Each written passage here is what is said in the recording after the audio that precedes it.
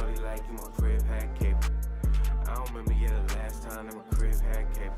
Take my hand, I say, I make music, no label. I get bread, no label. She takes me like baby. Once he saying I'll take it, I'll get up and see undertake.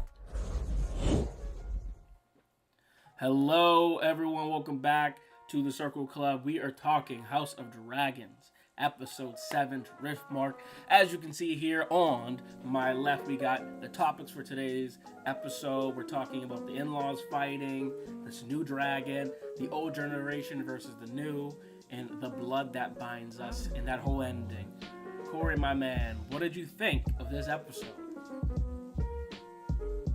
You know, I thought it was the best episode of the entire season so far, right? I think the drama was really coming through here. I thought there was some big impactful events that happened that we ultimately can't come back from, right? And I think we're gonna get into it a little bit more as we go on through this video, but overall, it definitely has to be the best episode in my opinion.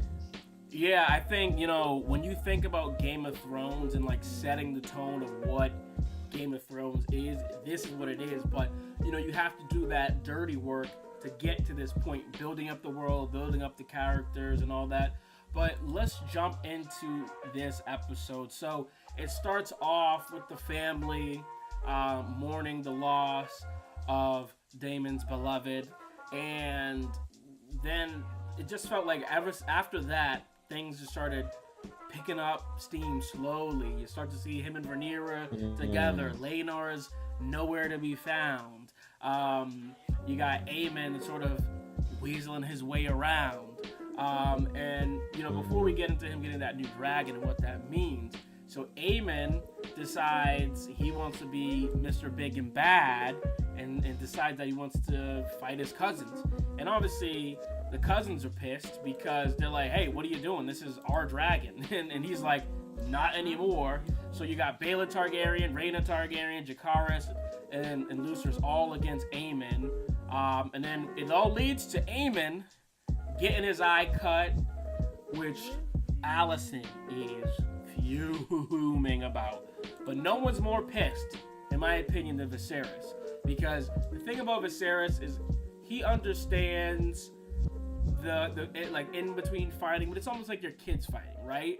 But once you cross the line of potentially threatening the family line, all bets are off.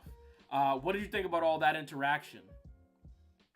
Yeah, I think it all shows through earlier on, right? Like I think they set the tone with that whole funeral, and more importantly, what happens after the funeral, right? Typically, after funerals, families get together, they try to like have a little bit more fun, talk about memories, right? And you could feel like this was very clicked up, right? So the battle lines over these last few episodes have been starting to be drawn, but you're really starting to see the clickiness to the groups very evidently within this scene, right? And I think as things progress, right, and people break out, you start to see how things really break down, because this is the first time that they've all really had to be together, everybody involved, right? There's been some people that have been with each other, but over the years there's been a long gap. All these individuals have not been together, right? So it's really a boiling pot, right? At this point, things are bound to pop off, and I think as the festivities transpire after the funeral, right, and people kind of go off on their own, you start to see how the pot is a little too hot, so to speak, with all these people around, right? And I think certain things transpire, like Daemon and Rhaenyra, right? Like the kids interacting, right? Like the situation with the Valyrians in here, right? And it all ends up coming to fruition as we get to the end here. But I think it is all because they've been not together at this point, right? And this is the first real time that they're all seeing each other, and there's just too many things that have been happening to not have that elephant in the room, so to speak, right? And I think that's why the tension was so thick. There's just an obvious elephant in the room. Yeah, and then what that ultimately ends up leading to is Alicent and Rhaenyra getting into it. And, I think what was interesting is that the king made this statement to basically, well, Rhaenyra really said, isn't this is treason that you would even call my children bastards.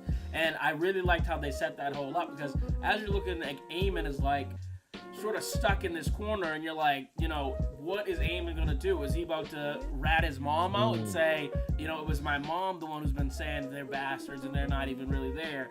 But then he throws it over to his brother, Aegon, and then you're sitting there like, is Aegon, like, I sort of felt like if Aegon's gonna potentially be the king, he's gotta be smart enough to know how to answer this question. Totally. Right? Totally. And so it was almost like a little test for him, and he answered with flying colors and goes, everyone knows, or like says this. Like, best, This is not really something that's like, oh, someone came to me.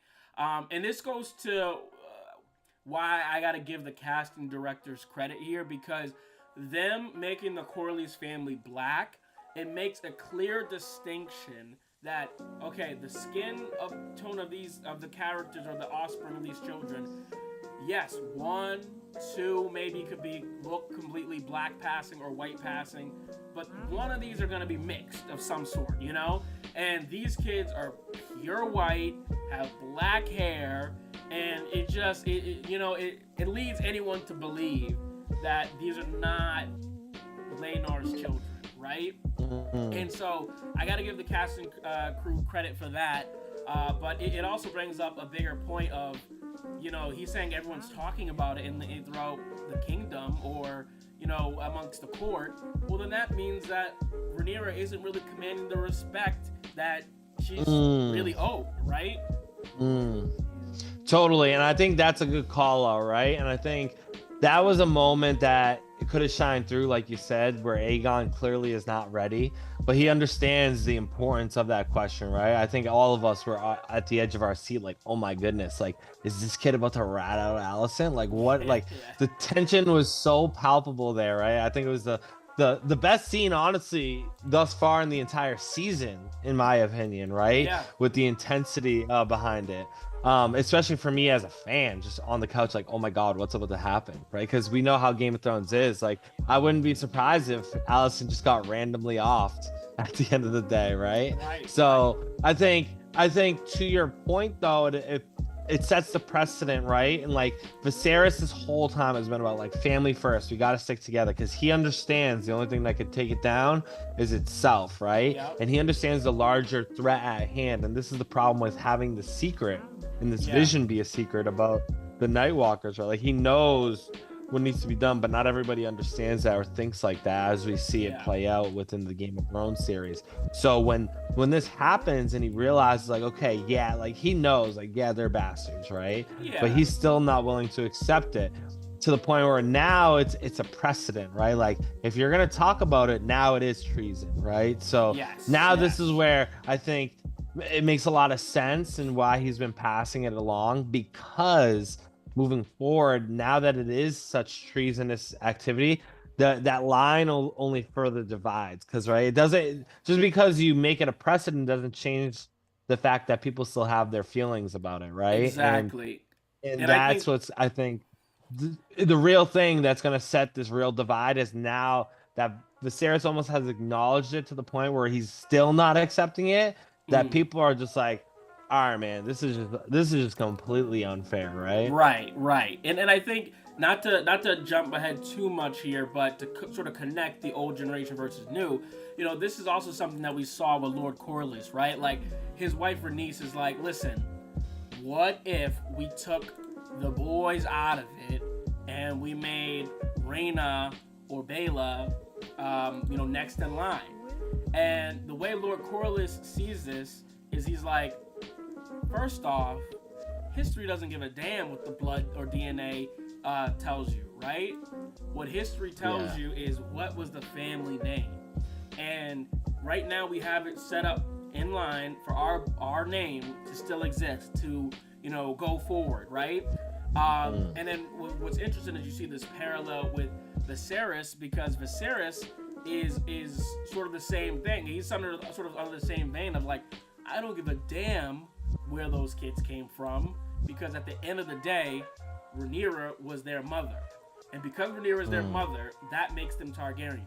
However, there's this sort of new generation pushback of, wait a minute, hold on. Like, you know, we're talking about pure bloodlines here. And we're talking about, you know, who is rightfully supposed to be on the throne.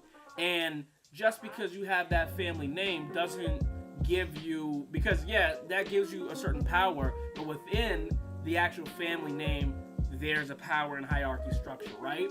And I think that's what this whole series is really about compared to Game of Thrones, where Game of Thrones is multiple families going against each other. In House of Dragon, we're seeing the Targaryen family have this internal civil war. And I think amongst themselves, maybe to the outside it doesn't matter, but amongst themselves, it is incredibly important to keep that bloodline. And I think, as you said as well, I think it was a super big moment for Alicent to like look at Viserys and sort of defy him in front of everyone. It set the line. It draws the sand in the line to say, what side are you on? And that was really ballsy of her too. You know, I was not expecting her to be like that at all. What was your reaction to her doing that?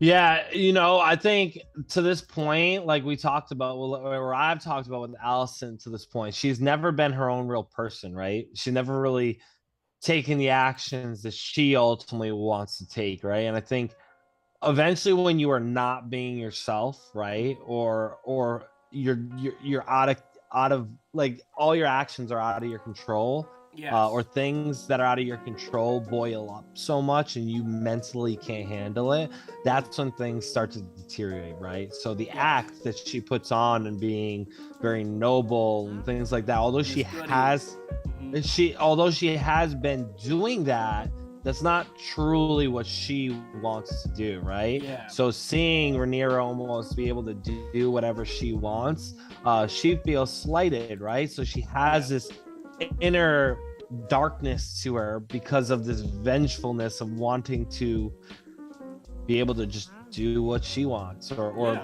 like think the way she thinks, right? But she hasn't been able to do that eventually it's boiled up so much that she lashes out, right? And I think what leads to what Rhaenyra says is, right, like now people will see you as you are, right? And the biggest thing that Alicent had going for her was the honor, was that she did always the right thing. And when she does a move like that, it instantaneously hurts her credibility, right? You can't sit there and talk about my kids being bastards, but you're out here basically trying to kill me as the princess, right? Like, not a good look for you, right? Like, so your PR points are going down. and I think for her, she needs to evolve into this type of person if she's ultimately going to survive.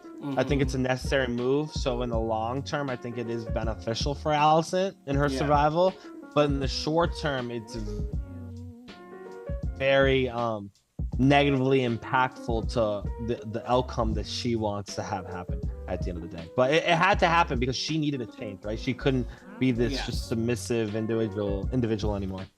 Now let's take a step back, Corey, and look at, you know, what sort of transpired this fighting, this action. It's this new dragon. So we saw last episode that Laena Valerian lost her new dragon to when she died. I mean, it goes up to whoever wants it next, right?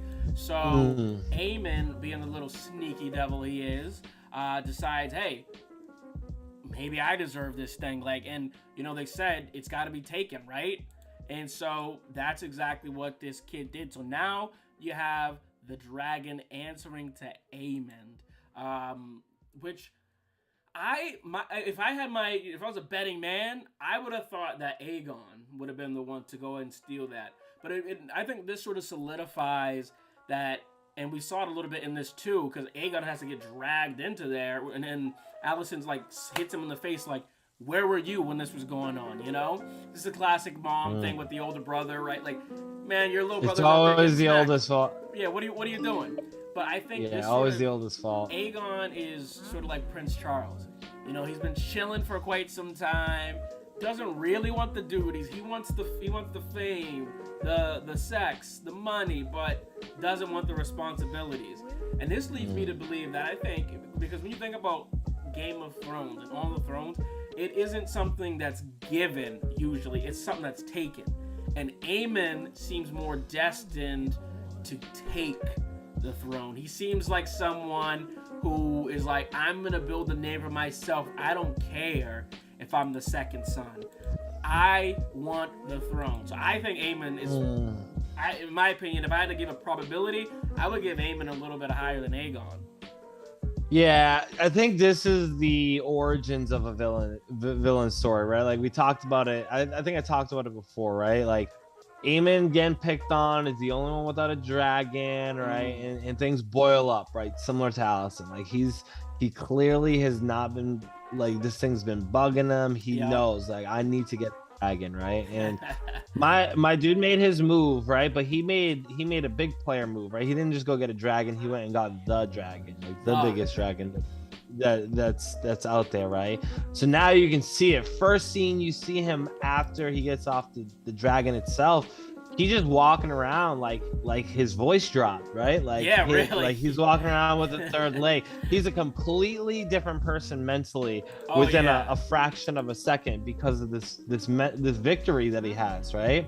And I think a victory like this, after the start he has and being bullied and stuff like that, gives you such a sway and confidence that he could be almost, I wouldn't say overconfident, because I think it's the type of confidence that's going to carry you into, like, what you're saying, right? Like, I'm going to go take what I want, right? And he's going to be one of those individuals moving forward where you have to look out for him. He's going to be a wild card because he probably has the skill and ability, but he also just mentally, you don't really know what he's about. And I think this is the first real action, I think, somebody within the family has gone and really slighted somebody in the back without a real care, right? Like, he goes and takes that dragon and he's like, I don't give a damn, right? Like, and there's no rules against that. I'm gonna take it, right? So I think this is really the first divide between the children, right? Because when you see the last episode,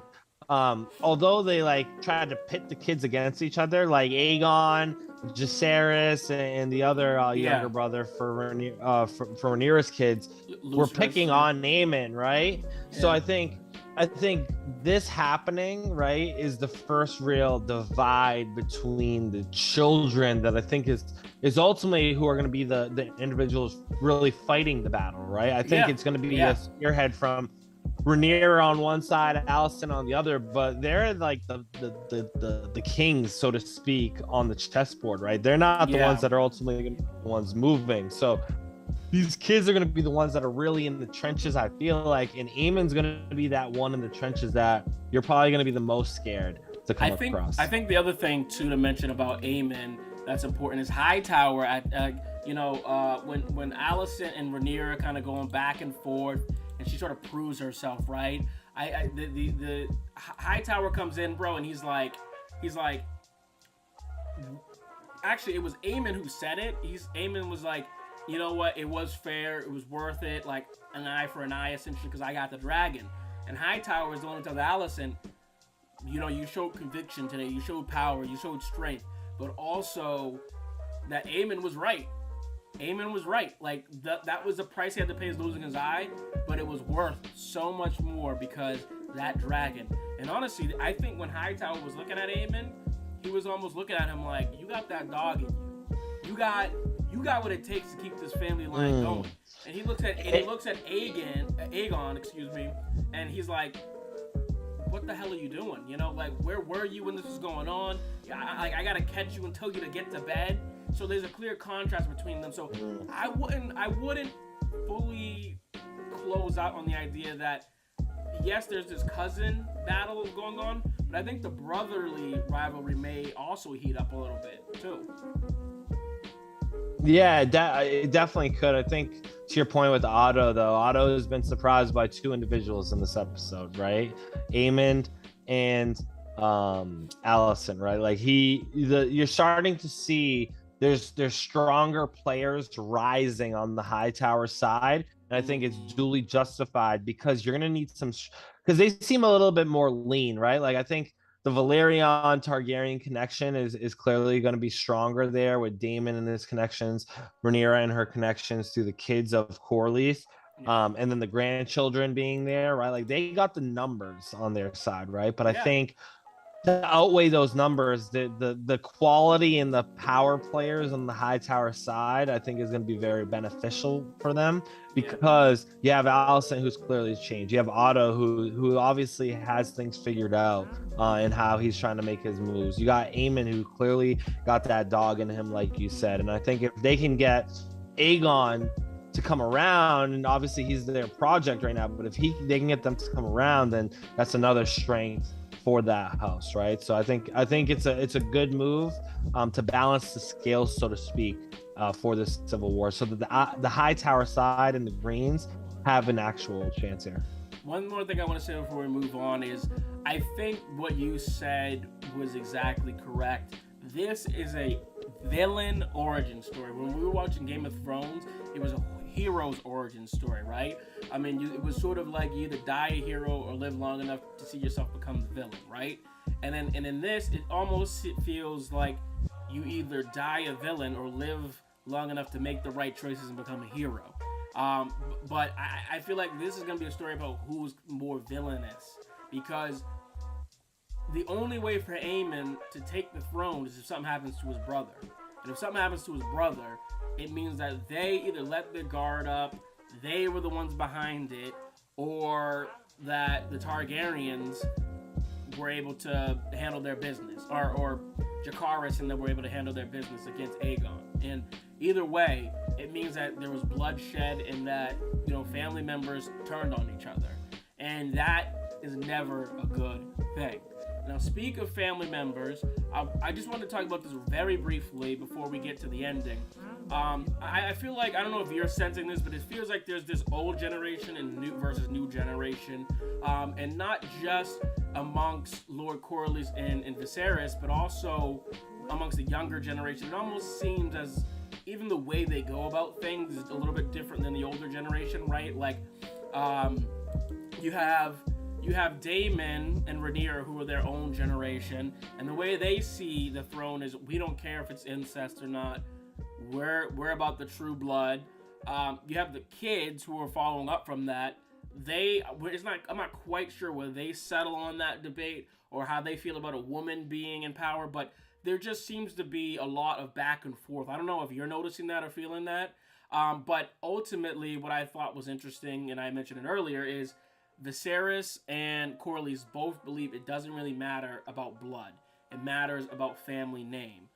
Do you think that that's going to have an effect on these next few episodes? Blood versus name? Yeah, absolutely. I think I've said it in our previous videos, right? Like, beyond just the Targaryen household, right? Like, let's pay attention. Make sure you pay attention to the other houses in here and who tries to rise to power, right?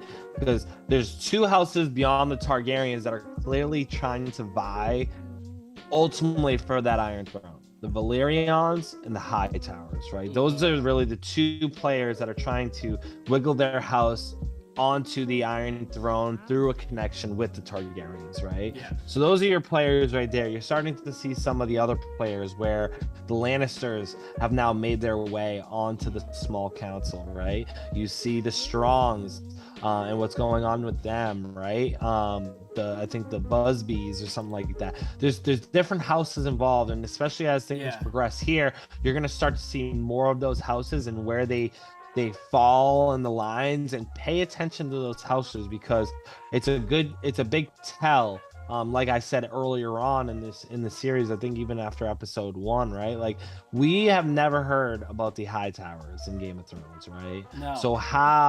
So where do the High Towers exit within this series? That leads me also to believe that it's most likely Rhaenyra's side that wins this, right? Because however, it could be that they are still High Towers, but they go by the name Targaryen.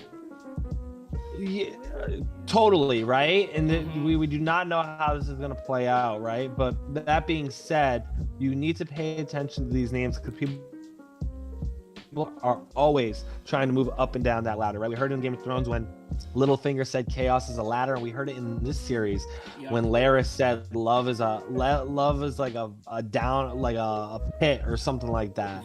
Where it was the opposite of basically what Littlefinger says, right? So I think when you start to pay attention to names, they hold a lot of meaning because, like we talk about, right? They write history. They decide how it plays out, right? So there's always going to be people vying for to build their strength, and that's what I want to pay attention to, because that's what I said in the beginning of the show. There's going to be houses that are getting involved in trying to make the moves, and so far that's been the Hightowers, that's been the Valyrians. We're seeing it with the Strongs, like I said, but there's going to be way more houses involved once this is an open conflict in all of Westeros. So pay attention to that, because there has been names that we've seen already. The Baratheons, we've heard about the Martells, right? Pay attention. I think that is where you might be able to make some more accurate predictions on how this actually plays out as well. Yeah, I think that's spot on, Corey. Let's move on to this final wedding. Corey, you called it in week 1. Daemon and Rhaenyra. Daemon and Rhaenyra end up getting wed, and the way that it is done, it seems as if Daemon sort of put a hit out for Laenor, but it's revealed at the end that Laenor is on his merry way to do his own thing and live his own life. And honestly, dude, good for him. I had a feeling, I was like, I don't think she would kill him, because she did say she loves him and cares about him. He knows that he failed his duty as the husband. He tried, but just couldn't do it. And I think this is the thing about the Targaryen women that we've seen so far with Rhaenyra and what's her name? Daenerys. Rhaenys and Daenerys. They all have empathy for that. The throne is what it is, and it sucks. And they want to change things, right? Because Rhaenys wanted it to change. She's like, women should be on the throne. Rhaenyra believes women should be on the throne if they want to, but also you should be able to pick who you want to marry, right? And then Daenerys is even more progressive, right? So I think it makes sense that they didn't kill Laenor there. The way that they did it was super smooth. I didn't see that coming. But now we got Daemon like next in line on the throne.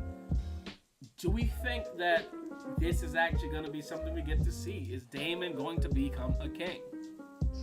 I think, to comment on the start of what you said, right? I think it makes a lot of sense to not kill Laenor, right? I think it sets a bad tonality coming out of this episode where you really kind of built up the Hightowers to be the villain, so to speak. You have Aemon looking bad, you have Alicent looking bad, and you kind of have things swaying back into Rhaenyra's perspective after the previous episode, where Rhaenyra really did look bad, right? And not caring about the things that were happening or the things she was doing. Yeah.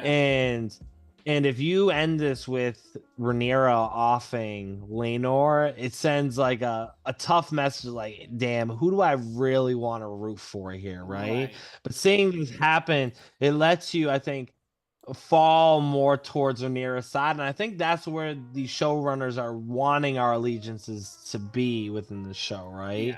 Is on Rhaenyra's side as the protagonist. So I think it helps that play there. So, and I think ultimately it does help Daemon's shot at the throne. I think ultimately the going back to the PR that he had throughout this entire show so far, he not loved by many people, right? So his best shot to get respected. But respected, right? By some, maybe not all. Right, yeah. I'm talking about you, Sir Royce, right? And Sir Cole might be a little salty, you know. Sir Cole might be salty. Sir Royce definitely is salty because he offed his cousin. So we'll see if that comes back to haunt him. But ultimately, I think it's his best shot, not only for him but for Rhaenyra as well, though. And I want to lose sight of that because Rhaenyra does have the bastard children, right?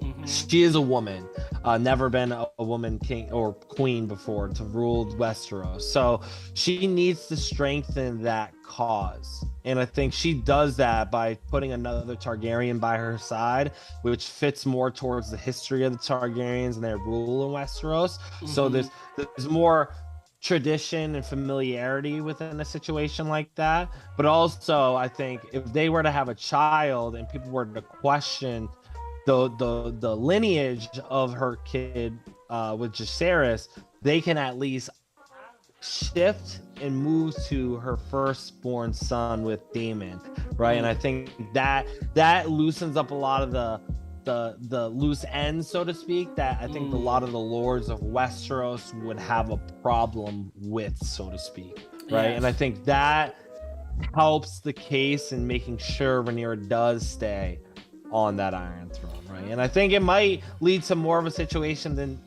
of it being, is it really Rhaenyra being queen, or is it more about just the Targaryens staying in power through Daemon and Rhaenyra, rather than it being more of a Rhaenyra thing in a sense?